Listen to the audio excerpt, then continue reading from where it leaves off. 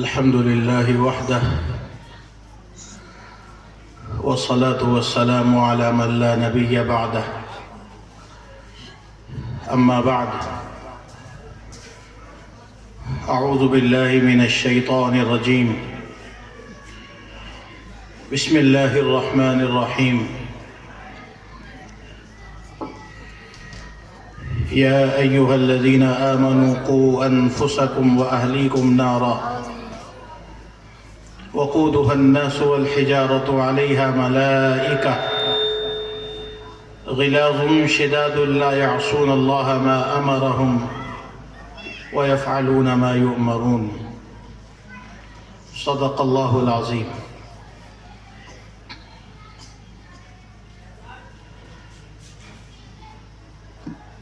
حضرات علماء کرام، بزرگوں اور دوستوں اور عزیز بچوں، میں نے آپ حضرات کے سامنے قرآن کریم کی ایک آیت کریمہ تلاوت کی ہے. یہ سب جانتے ہیں کہ قرآن کریم اللہ رب العزت کا کلام ہے، اللہ رب العزت کی کتاب ہے،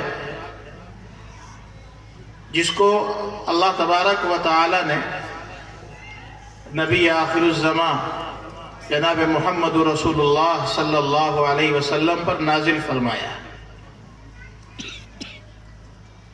اور اس قرآن کے اندر اللہ تبارک و تعالی نے ہمارے لیے زندگی گزارنے کا طریقہ بتلایا ہے. زندگی کا کوئی مرحلہ پیدائش سے لے کر موت تک ایسا نہیں ہے جس کا حل قرآن کریم کے اندر موجود نہ ہو. اللہ تبارک و تعالی نے اپنے بندوں کو دنیا میں بھیج کر ایسے ہی نہیں چھوڑا، بلکہ ہر زمانے کے اندر اللہ تعالیٰ نے ان کی رہنمائی کے لیے، ان کی ہدایت کے لیے حضرات انبیاء علیہ السلام کو بھی بھیجا ہے اور آسمانی کتابیں بھی نازل فرمائی ہیں. انہی آسمانی کتابوں میں سب سے اہم ترین کتاب قرآن کریم ہے، جو ہم سب کے لیے ضابطۂ حیات کی حیثیت رکھتی ہے. اسی قرآن کریم کی آیت میں نے آپ کے سامنے پڑھی ہے، جس میں اللہ تبارک و تعالی نے ہر ایمان والے کو مخاطب فرمایا اور یہ حکم دیا، قُوا أَنفُسَكُمْ وَأَهْلِيكُمْ نَارًا، بچاؤ اپنے آپ کو اور اپنے گھر والوں کو آگ سے. وہ آگ جس کا ایندھن لکڑیاں نہیں ہوں گی، جس کا ایندھن کوئلے نہیں ہوں گے، جس کا ایندھن گھاس پھوس نہیں ہوگی، بلکہ اس آگ کا ایندھن انسان اور پتھر ہوں گے. انسانوں کو ڈال کر اس آگ کو بھڑکایا جائے گا، اس آگ کو دہکایا جائے گا.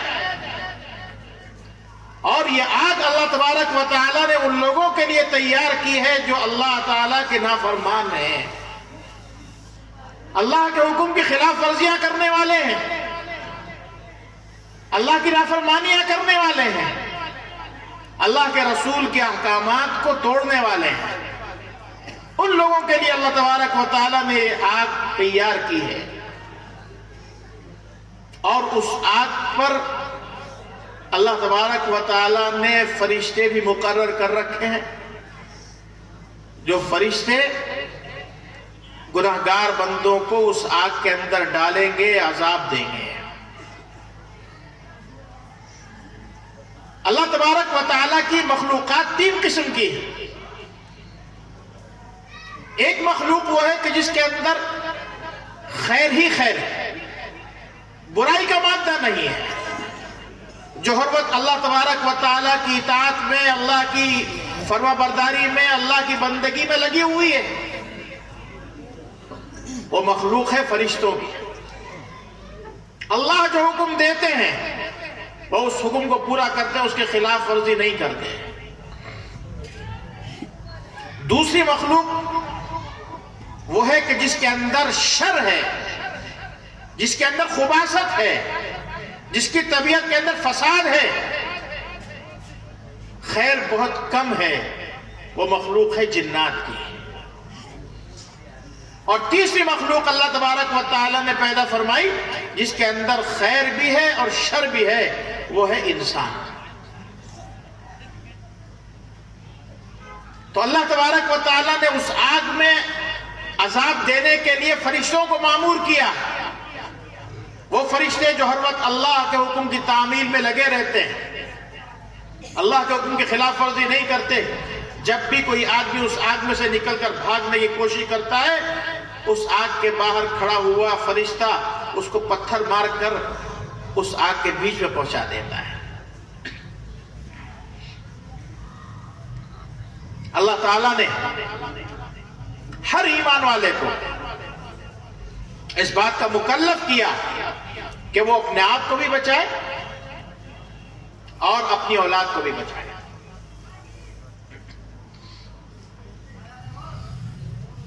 ہم اکثر وہ ہیں جو اپنے طور پر تو اس بات کی کوشش کرتے ہیں کہ اللہ کی عبادت کر لیں، نماز کا اہتمام کر لیں، روزوں کا اہتمام کر لیں،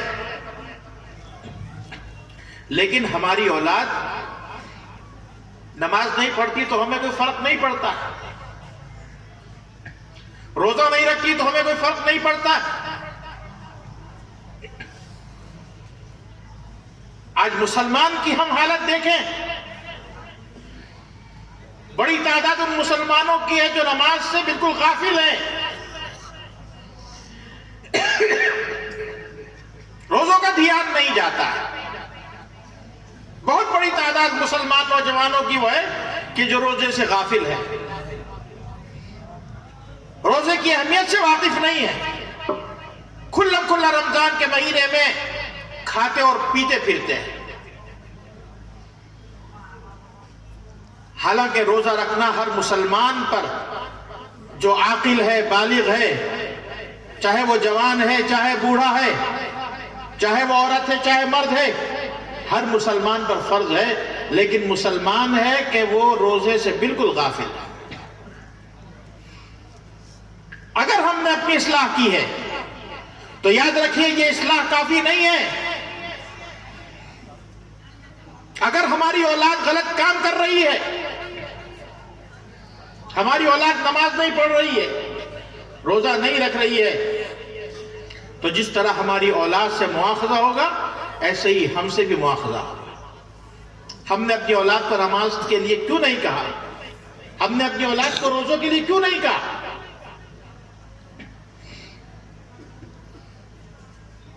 یہ دنیا ہمیشہ کے لیے نہیں ہے. اس دنیا میں ہمارا قیام ہمیشہ کا نہیں ہے. اس دنیا میں ہم عارضی ویزا لے کر آئے ہیں. ہمارا مستقل کا ٹھکانہ آخرت ہے ہر انسان کا. جو انسان دنیا میں آیا اسے مرنا ہے. ہم آئے دن دیکھتے ہیں کہ کتنے لوگ ہمارے درمیان سے اٹھ جاتے ہیں، لیکن ہمیں بھی جانا ہے. اس دنیا میں ہمارے قیام کی حیثیت ایسی ہے جیسے اس ملک کا کوئی باشندہ دوسرے کسی ملک میں جاتا ہے، چاہے ملازمت کے لیے جائے، چاہے تجارت کے لیے جائے، لیکن دوسرے ملک میں جانے کے لیے اس کو ویزا لینا پڑتا ہے. اور جتنے دن کا ویزا ملتا ہے اتنی مدت کے بعد اس کو واپس اپنے ملک میں واپس آنا ہوتا ہے. ایسے ہی اس دنیا کے اندر ہماری آمد ہمیشہ کے لیے نہیں ہے، بلکہ اللہ نے اس دنیا کے اندر ہمیں بھیجا ہے کہ آخرت کو سنوارنے کے لیے، آخرت کی تیاری کرنے کے لیے، تاکہ ہم اس دنیا میں آ کر کے ایسے اعمال کریں جو اعمال آخرت میں کام آنے والے ہیں. ہم اس بات کی تو فکر کرتے ہیں کہ ہماری اولاد کی دنیا صحیح ہو جائے، ہم اپنی اولاد کو پڑھا دیں تاکہ وہ بے روزگار نہ رہے، ہم اپنی اولاد کو کاروبار کرا دیں تاکہ اس کی زندگی آسانی کے ساتھ گزرے، ہمارے مرنے کے بعد ہماری اولاد کو پریشانی نہ ہو۔ لیکن ہمیں یہ خیال نہیں آتا کہ جب کل ہماری اولاد مرے گی تو اس کے ساتھ وہاں کیا سلوک ہوگا۔ جیسے ہم اپنی اولاد کی دنیا بنانے کی کوشش کرتے ہیں، ایسے ہی ان کی آخرت بنانے کی کوشش کرنا بھی ہماری ذمہ داری ہے۔ اللہ تعالیٰ نے بہت سی باتیں، بہت سے احکامات انسانوں کو بتلائے ہیں کہ جن کے اوپر عمل کر کے انسان آخرت کی پکڑ سے بچ سکتا ہے۔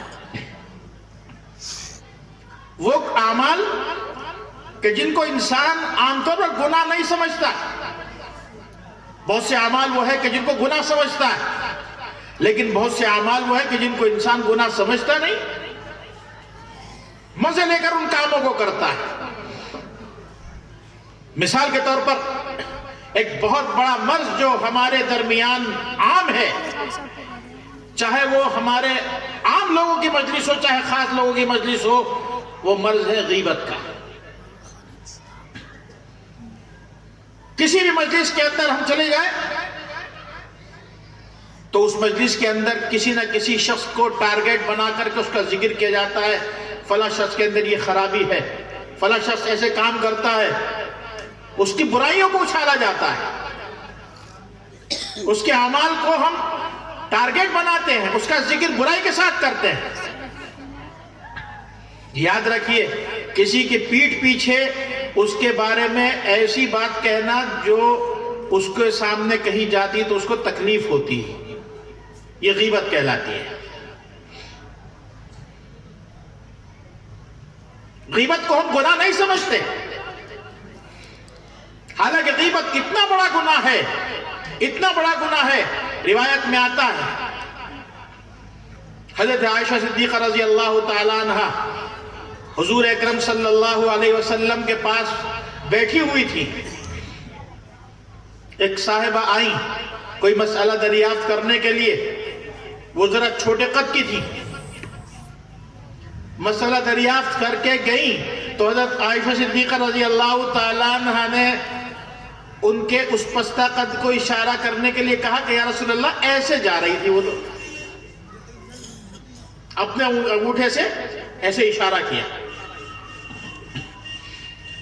حالانکہ حضرت عائشہ صدیقہ رضی اللہ تعالیٰ عنہ حضور کی چہیتی بیوی، لیکن حضرت عائشہ کی یہ بات سن کر آپ کا چہرہ ایک دم بدل گیا اور کہا عائشہ، آج تم نے ایسی بات کہی ہے، اگر یہ بات تم سمندر کے اندر ڈال دو تو اس کا پانی خراب ہو جائے گا۔ اتنی گندی بات ہے۔ ایک دفعہ حضور نے غیبت کی برائی بیان